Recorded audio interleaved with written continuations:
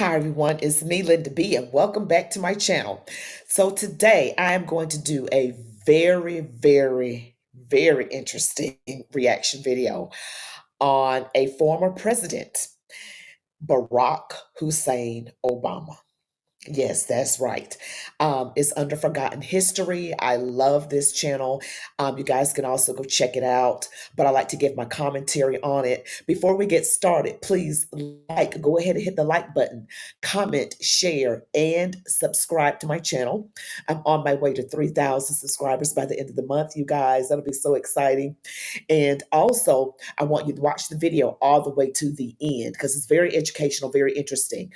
So anyway, we're going to go ahead and get started. Now, let's go.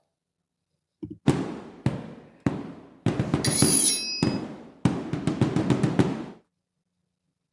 that is why, in the shadow of the old state capitol, where Lincoln once called on a house divided to stand together, where common hopes and common dreams still live, I stand before you today to announce my candidacy for President of the United States of America. Many on the left claim that President Donald J. Trump was one of the most divisive and corrupt presidents in history, but is that really true? Many will say the degradation of race relationships occurred under the watch of his predecessor, President Barack Obama. Obama made the claim that, quote, "My administration is free of scandal." Well, let's put that statement to the test, shall we? Did our first black president improve race relations or hurt it? How would Barack Obama be considered one of the most corrupt? What did he do or allow to be done that was unethical, if not illegal? Hello, I'm Colin Heaton, a veteran of the United States Army and Marine Corps, former history professor, book author, and welcome to this episode of Forgotten History.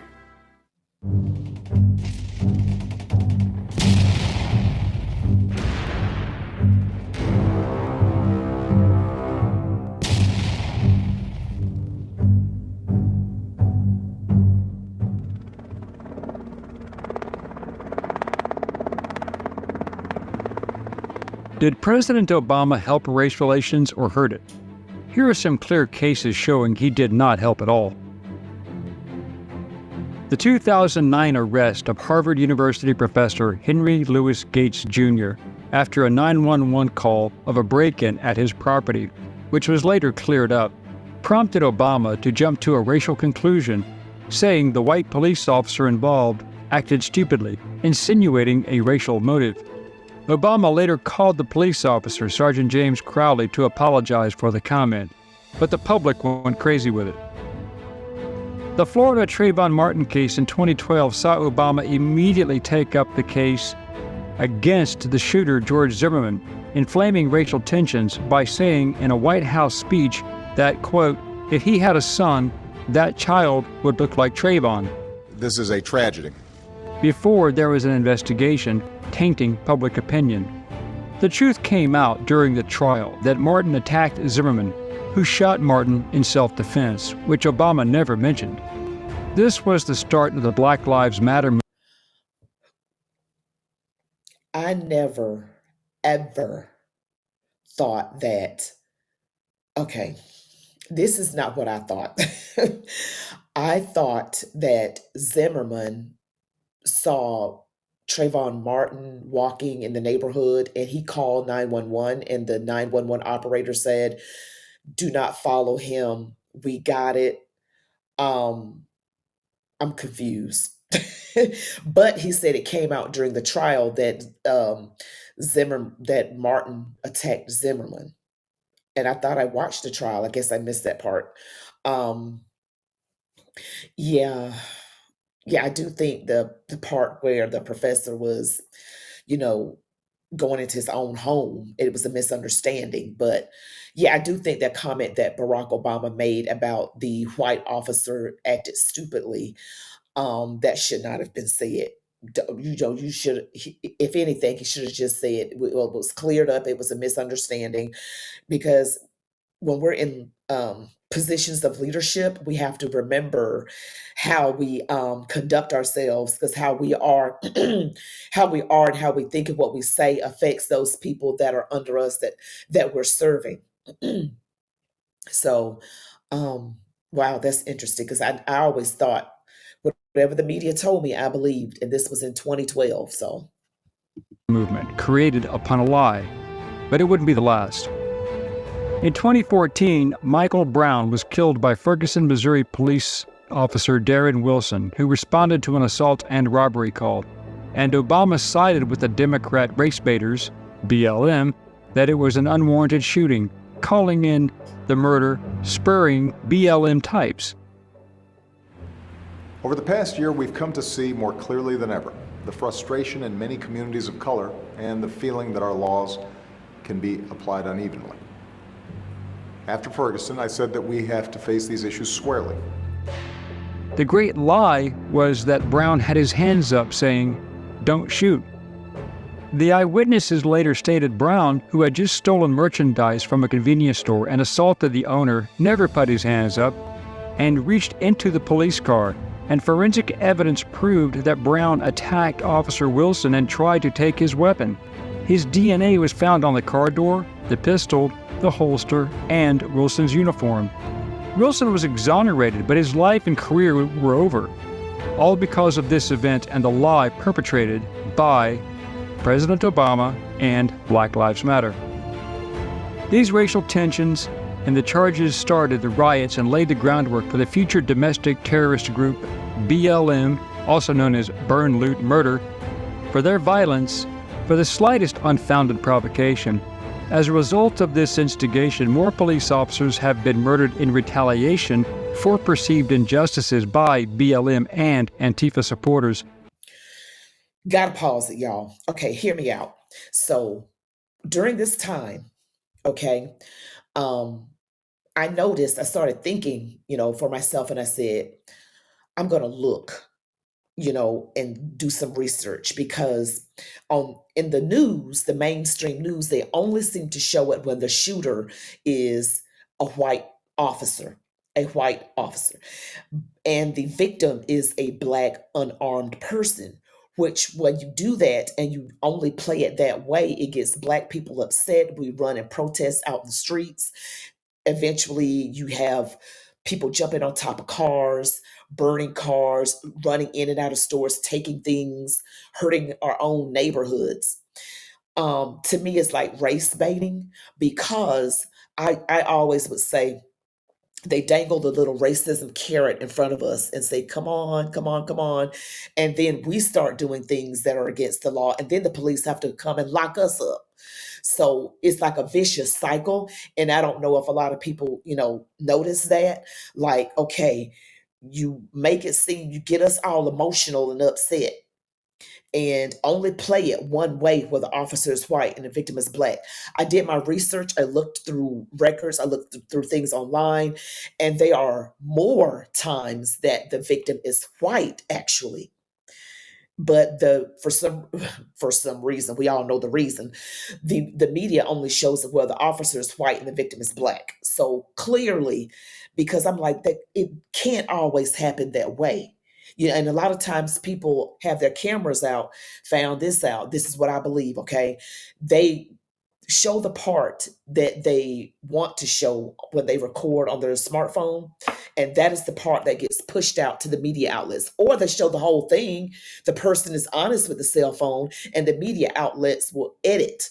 You know what I mean? Because they're good at that editing thing, starting at a certain point, ending it at a certain point, and you don't see what happened initially. So it was shocking to me to hear that Michael Brown actually was going after the man's gun. It was shocking to me to hear that Trayvon Martin actually attacked Zimmerman first, because I was so upset when Zimmerman got off. I was so upset. I was just so upset. I was like, how could it be? He was only going to the store to get Skittles and tea, but the media is pushing a narrative and trying to get black people upset, and also is a sick way of getting us to get so emotional. Some of us, not all, because most of us got more sense than that.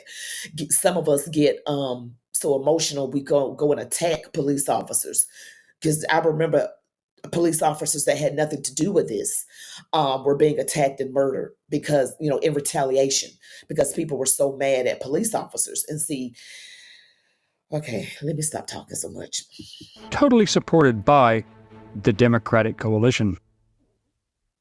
During the war on terrorism, Obama changed the military rules of engagement in 2009 and 2010, which restrained troops from firing in order to spare civilian casualties, cut back on airstrikes and artillery strikes, the types of support that protect troops during raids and ambushes.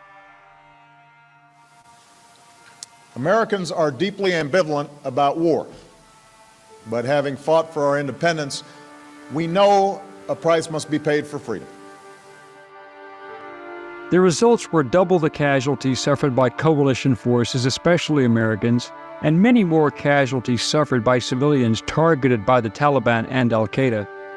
The military was not allowed to take the offensive action against known targets. Rather, they were a reaction force to hostility, and even then, they were restricted in their response levels.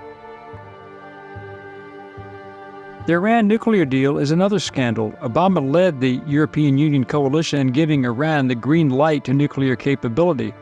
The agreement was supposedly not for nuclear weapons, only nuclear energy, and was subject to unannounced inspections and verification at the established facilities. Soon after, all sanctions against Iran were lifted and billions of dollars of Iranian assets were returned. Iran then made their facilities secure military installations that could not be accessed for inspection, therefore violating the agreement. I'm hearing a lot of talking points being repeated about this is a bad deal. This is a historically bad deal. This will threaten Israel and threaten the world and threaten the United States. I mean, there's been a lot of that. But Obama did nothing about it. In addition, Obama did nothing when Iranian gunboats took several U.S. sailors prisoner in international waters. Obama then gave Iran $1.7 billion in cash in various currencies, even after Iran was proven to be the supplier of IEDs used in Iraq and Afghanistan and were supporting terrorist groups. $400 million in cash was sent the same day that Tehran agreed to release 4 American prisoners. With Obama's approval, Attorney Eric Holder used the Department of Justice to block voter ID and signature verification in federal elections in every state, as it would make voter fraud much easier and benefit Democrats. That was a violation of federal voting laws and also a violation of the 10th Amendment, as a state's rights issue on establishing their own state voting rules. Fast and Furious was part of Project Gunrunner, a program of the Bureau of Alcohol, Tobacco, and Firearms. The idea behind Project Gunrunner was to supposedly stem the flow of firearms into Mexico by interdicting straw purchasers and gun traffickers within the United States. The plan changed when these buyers were deliberately recruited to purchase the weapons, send them to Mexico as to allow traceable firearms to be tracked. None of the targeted high-level cartel figures have ever been arrested as a result. In the Tucson and Phoenix area, the ATF purposely allowed licensed firearms dealers to sell weapons with GPS trackers, but the plan was doomed to failure as the limited battery life on the tracking chips was not considered. This also was not a congressionally approved operation, violating U.S. federal laws for a number of reasons, resulting in U.S. border agent Brian Terry being killed in December 2010 by one of these weapons. That was when it began to fall apart.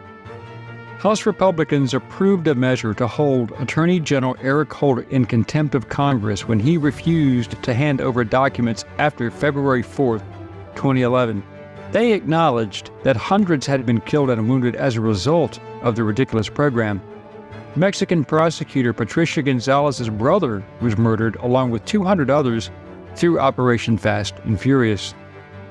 Regarding the deaths, on December 8, 2011, Holder admitted before the House Judiciary Committee, quote, "Unfortunately, I think that's true regarding to the deaths.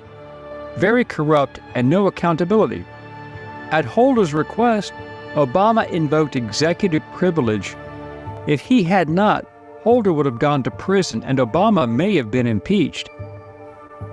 In 2016, a federal court ruled that privilege does not cover criminal acts, as Richard Nixon learned.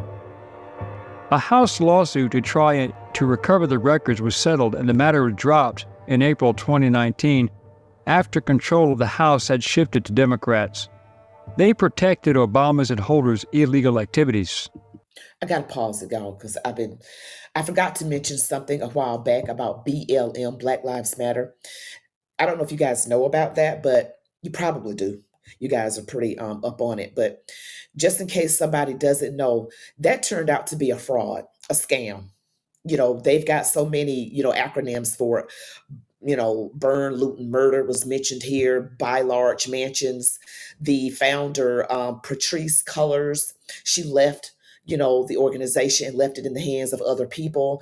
They've been investigated. They took all the money that was donated. They got millions of dollars in donations, millions upon millions of dollars. And that money was supposed to go back to the communities that were hurt during that time.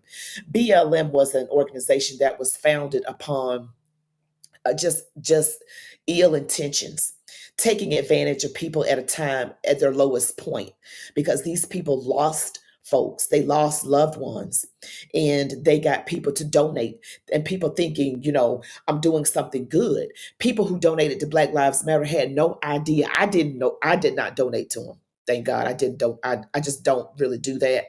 I give where I go to worship, and I know it's being used properly. That's just what I choose to do, and it's not wrong to do that. I just don't really do it, but hardly ever. But it turned out to be a scam. None of that money went to any of those communities. They took that money and bought large mansions. That's why it's called BLM, buy large mansions. They did all of that. Not one red cent went to those communities. This is another example of, people trusting people because they look like them. Patrice Cullors and this group was organized and founded by gay Black women. They spoke bad about the nuclear family. They originally, they've since taken it down, and I don't even know if their website is still up. But they originally said they wanted to change, and I probably wording it wrong, but something along the lines of refiguring the family or something like that, because they were gay women, gay Black women, and they this was just a scam. They paid people in their family. I think Patrice paid her brother $800,000 for security. They had parties, and now I think they're bankrupt. There's no money, because you can go through money really fast. I don't care how much money it is, because when you're just squandering it all over the place, buying huge mansions. And she says she cares about Black people. But I remember when Candace Owens, she's at the Daily Wire, did a documentary on Black Lives Matter, the greatest lie ever sold. You guys can check that out. She went to the home of Patrice Cullors. It was in a gated community. And Candace was pregnant at the time. And she was saying, she says she likes Black people, but there's no Black people in this neighborhood. and Patrice Cullors was fake crying on social media, acting like she was scared of an 8-month pregnant woman, who Candace is not that big and intimidating. And she was just really crying crocodile tears, just so fake. But that organization was a scam. And a lot of Black people gave their money thinking something good was going to come out of it, and absolutely nothing did. We already have a video on Benghazi, but this cover-up is too good to let pass. After Secretary of State Hillary Clinton and Undersecretary Patrick Kennedy abandoned Ambassador Chris Stevens and his team to die, to include withholding U.S. military support despite assets being in the region, the cover-up started. Clinton, Obama, and Susan Rice immediately tried to blame the well-planned, well-coordinated terrorist attack which followed the death of Libyan dictator Muammar Gaddafi to cover up a weapons shipment operation. Christy Rogers, wife of HPSCI Chairman Mike Rogers and President and CEO of Aegis Defense Services, LLC, a major Democrat donor, won the large global security contract from the State Department for Benghazi. However, in one of the most insane decisions in recent history, they subcontracted the security of the compound to the 17 February Martyrs Brigade, an affiliate of Al-Qaeda. They were responsible for security guards and had opened the SMC gates to the attackers and then joined in on the attack. The cover-up started immediately as Clinton, Susan Rice, and others hit all the network and cable news shows, telling the world that the attack was the result of an anti-Islamic video spurring a spontaneous reaction, therefore the attack. Clinton even lied under oath during her congressional hearings with Obama's approval. In essence, Hillary Clinton and Barack Obama allowed good men to die to cover up a bad political decision, then arrested and prosecuted an innocent man to cover it up. It was a political season, after all.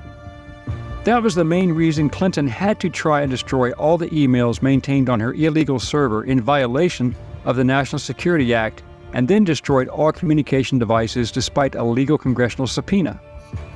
Hillary Clinton, as Secretary of State, used a civilian, unencrypted, and therefore illegal computer server in violation of 18 U.S.C.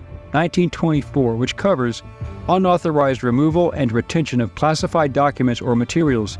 At issue are 4 sections of the law that she violated: the Federal Records Act, the Freedom of Information Act, National Security Act, the National Archives and Records Administration's regulations, and Section 1924 of Title 18 of the U.S. Crimes and Criminal Procedure Code. I made a mistake using a private email. That's for sure. And if I had to do it over again, I would obviously do it differently. But I'm not going to make any excuses. It was a mistake, and I take responsibility for that. Bo Bergdahl, the U.S. Army deserter and some call traitor. Gotta pause again. See, this is why people are saying there's a two-tier justice system.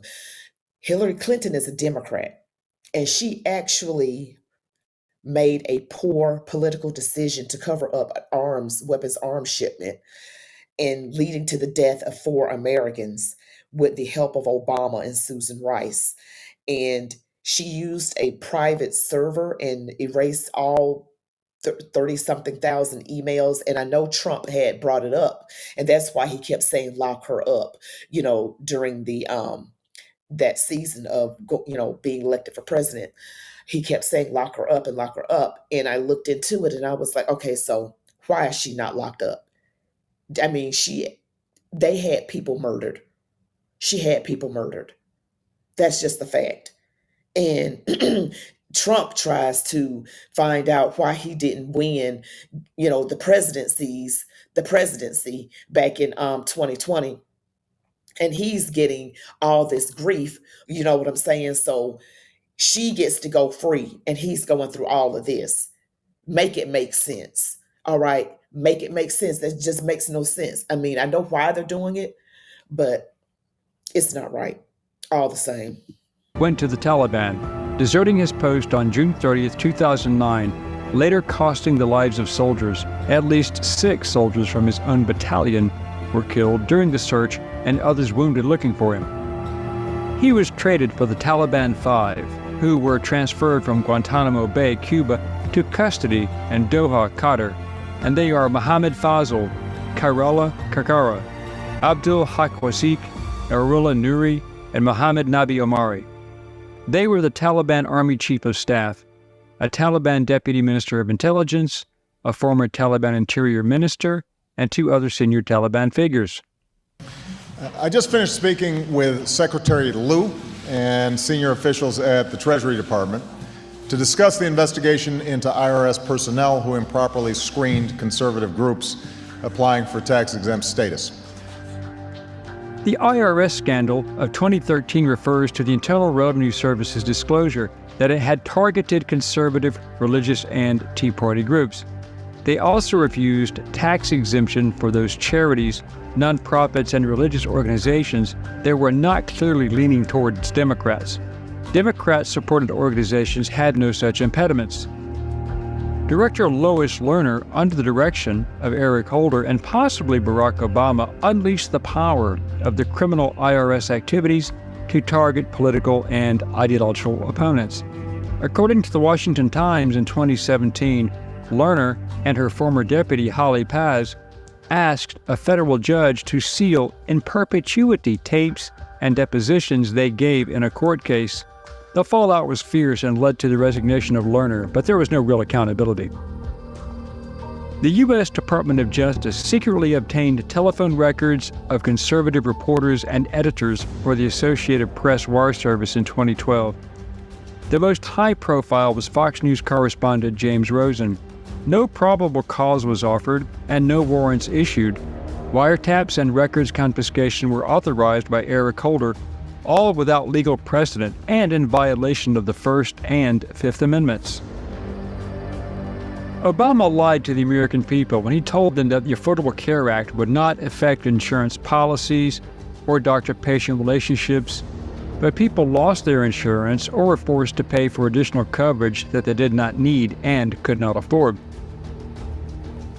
So this is just an example of how the Affordable Care Act is doing what it's designed to do: deliver more choices, better benefits, a check on rising costs, and higher quality health care. That's what it was designed to do, and we're already seeing those effects take place. In addition, Obama took $500 million from Medicare to fund it until his mandatory coverage tax recouped the money, forcing employers with over 50 full-time employees to carry the unaffordable insurance. As a result, employers reduced their workforce or made their full-time employees part-time so as to not to have the expense. Sometimes they just fired people. This started the stagnation of the economy, and GDP never rose above 3% as a result, mostly hovering in the 1.6% domain for the rest of his administration. It was challenged in the Supreme Court, who ruled that it was legal as a tax, as Congress can make laws and levy taxes. But remember, Obama promised that it would not be mandatory or a tax. He lied. So we're going to keep fighting to secure that right, to make sure that every American gets the care that they need, when they need it, at a price they can afford. That's the America we believe in. That's what families deserve. That's what we're going to keep on working to deliver. We're going to keep on working to make sure many people around this country who are already paying premiums are getting cheaper prices, that the money is being actually spent on their health care. Obama overstepped his presidential authority when he imposed the Deferred Action for Childhood Arrivals, or DACA, also known as the Dreamers Act, by executive order. This was basically amnesty for illegal aliens who violated federal immigration law. The purpose was to have them naturalized as Democratic voters and then have their parents follow suit. It supposedly delays the deportation of people who came to the U.S. as children if they do not have documentation. That has now become permanent, and they get free taxpayer education and work permits. The second part was the scheme to create a false dossier on Trump, paid for by the Democrat National Committee and Hillary Clinton, claiming sources could prove Trump had committed serious federal law violations and even international crimes. This was all later proven to be false. I saw the information, I read the information outside of that meeting. It's all fake news, it's phony stuff. It didn't happen. But the liberal Obama-friendly media ran with it, and to this day, they still continue to support this lie. This led to a 3-year, $30 million taxpayer-funded false flag investigation initiated by the FBI and Director James Comey, filing 4 illegal and falsified FISA warrants to justify spying on the Trump administration once he was in the White House. The Obama administration was mired in scandal, but with the assistance of the liberal media, there was a great attempt to cover these events up. Logical people know better, and Hillary Clinton lost the election as a result of much of this corruption coming to light. Thank you for watching. Okay, so yeah, that was a lot of corruption in Obama's presidency. I know someone in my family who's a staunch Obama supporter and says his presidency had no, scandals, but it really did. It's just that the liberal media just covers for Democrats. He is like he's getting away with it. It's not fair. All of that corruption that was covered up, what Eric Holder did, what Hillary Clinton did in Benghazi, the emails, and then they come after Trump for having documents that are actually covered under the Presidential Records Act. Of course, they'll make up something saying, well, that wasn't protected, but, excuse me, on my throat. But Biden, they said they were lenient on him. You guys probably saw it in the news recently where they were thinking, you're an older man, you probably forgot. And they let him get away with it, basically because they think he's not sane enough to know where he put things. And so he gets away. Any excuse to not prosecute the Democrat. And Joe Biden had his documents when he was not president. So it is not covered under the Presidential Records Act. He was vice president. And also the fact that Obama spied on Trump. Come on. Come on. Isn't that what happened in Watergate? And Richard Nixon had to go. So why? It's like if you are a Democrat, you get away with everything. And that is unfortunate because to me, if you do the crime, you do the time, regardless of what you look like and what party you belong to. What's right is right.